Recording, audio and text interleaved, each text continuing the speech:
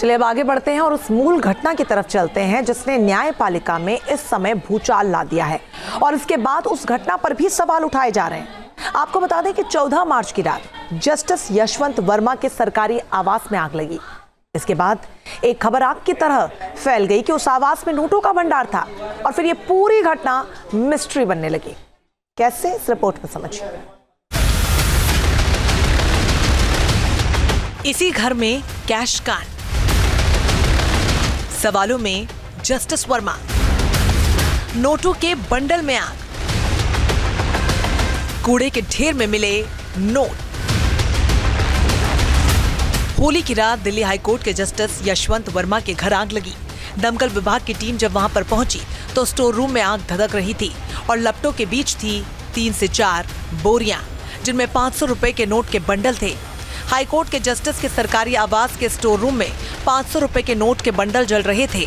इसके बाद इनमें से कुछ अधजले नोट जस्टिस वर्मा के घर के बाहर कूड़े के ढेर में भी मिले। ये खबर जब सामने आई तो लोग हैरान रह गए। एक साथ कई सवाल खड़े हो गए। जस्टिस के घर इतना कैश आखिरकार आया कहां से? जिस जगह कैश रखा था वहां आग कैसे लगी?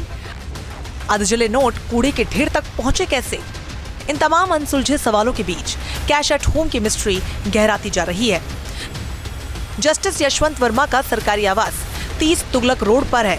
यह आवास एक तरफ से सफदरजंग रोड, पृथ्वीराज रोड और तुगलक रोड से जुड़ा है। ये लुटेंस दिल्ली का हाई सिक्योरिटी जोन है जिनमें 24 घंटे कड़ी सुरक्षा रहती है। जस्टिस वर्मा ने यह दावा किया है कि स्टोर रूम में उन्होंने या उनके परिवार के किसी सदस्य ने कैश नहीं रखा या इसके पीछे साजिश है। लेकिन सुप्रीम कोर्ट ने जो वीडियो जारी किया उसमें जस्टिस वर्मा के घर के स्टोर रूम में जले हुए नोटों की तस्वीर साफ तौर पर नजर आ रही है। सवाल ये उठता है कि जस्टिस वर्मा के दावे के मुताबिक अगर कैश उन्होंने या उनके परिवार ने नहीं रखा तो इतने हाई सिक्योरिटी और संवेदनशील इलाके में एक जस्टिस के घर में घुसकर कोई कैश की बोरियां कैसे रख सकता है? और अगर मान भी लिया जाए कि ऐसा हुआ है तो जस्टिस वर्मा को इसकी भनक क्यों नहीं लगी? बताया जाता है कि जस्टिस वर्मा के सरकारी आवास और स्टोर रूम की दूरी महज करीब 10 मीटर है। ऐसे में क्या स्टोर रूम में होने वाली हलचल का पता नहीं लग सकता? जस्टिस वर्मा के घर पे जले हुए नोट का मामला तूल पकड़ता जा रहा है और जैसे जैसे जांच आगे बढ़ेगी तमाम साक्ष्य और सबूत की जो बातें हो रही हैं वो उनकी कड़ियाँ इसी घर से जुड़ती हुई चली जाती हैं। यहाँ पर जो प्रथम दृष्टया दरअसल जले हुए नोट पाए गए उसको लेकर सबसे पहले अगर अहम बयान किसी का मायने रखता है तो वो दरअसल फायर कर्मी का है जो स्पॉट पर आया।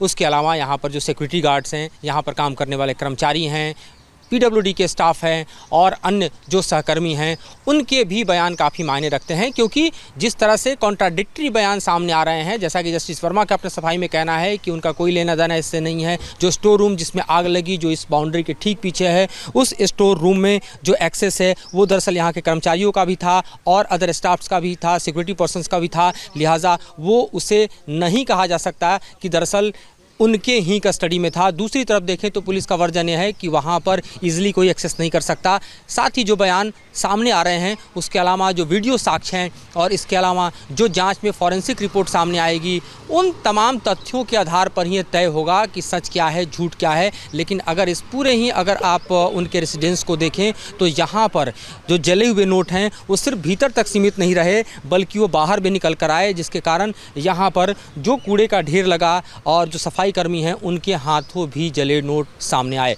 जाहिर तौर पर भीतर की लगी हुई आग बाहर की तरफ अपने साक्ष्यों को लेकर आई और मामला तूल पकड़ता चला गया है। अब जांच कमेटी दरअसल इन तमाम परतों को उघेड़ कर ये बताएगी कि सच्चाई क्या है, तथ्य क्या है और इस नोट कांड के पीछे किसका हाथ है। लेकिन तब तक इंतज़ार करना होगा रिपोर्ट का और जाहिर तौर पर हो रहे बयानों के रिकॉर्ड का। जस्टिस वर्मा के सरकारी आवास में आग लगने के बाद फायर ब्रिगेड कर्मचारियों को 500 रुपए के नोटों के बंडल मिले। इस घटना के बाद जस्टिस यशवंत वर्मा के घर के बाहर कूड़े के ढेर में अधजले नोट मिले तो मामले ने नया मोड़ लिया। वहां काम करने वाले एनडीएमसी के सफाई कर्मचारियों ने दावा किया कि उन्हें अधजले 500 के नोट मिले।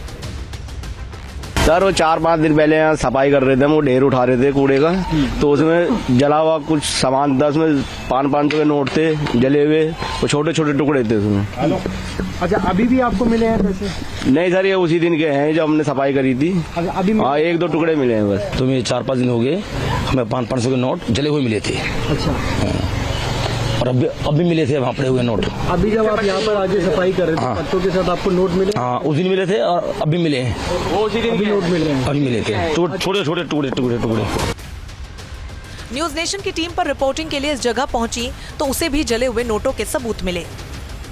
जस्टिस वर्मा का ये वही घर है जहां पर उस रात आग लगी थी और आग लगने के बाद फायर ब्रिगेड को बुलाया गया, जिसमें आप देखिए तस्वीरों में देखिए, अगर ये जो नोट आपको दिख रहे हैं यही वो नोट हैं जो कि यहाँ पर जलने की बात जो है कही जा रही है। हालांकि जस्टिस वर्मा ने इस पर साफ तौर पर कहा है कि उनका इन नोटों से, इन पैसों से कुछ लेना देना नहीं है, लेकिन ये जले हुए नोट जो हैं वो अपनी कहानी खुद ही बयां कर रहे हैं कि ये नोट तो कम से कम यहाँ पर जले ही हैं। तो आप समझ सकते हैं किस तरीके की तस्वीर है। और सुरक्षा कर्मी देखिए, सुरक्षा गार्ड जो हैं वो यहाँ पर खड़े हैं।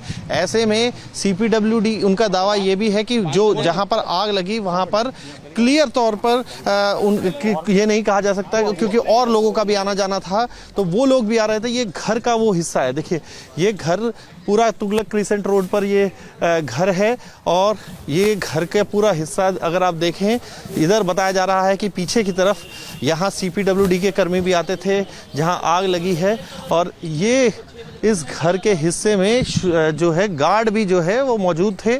और उस पूरे घर के हिस्से में कैसे, अगर ये जो जस्टिस वर्मा का दावा है कि दूसरे लोग जो हैं वो उनको फंसाने की कोशिश की जा रही है, इस पहलू से भी जांच की जाएगी।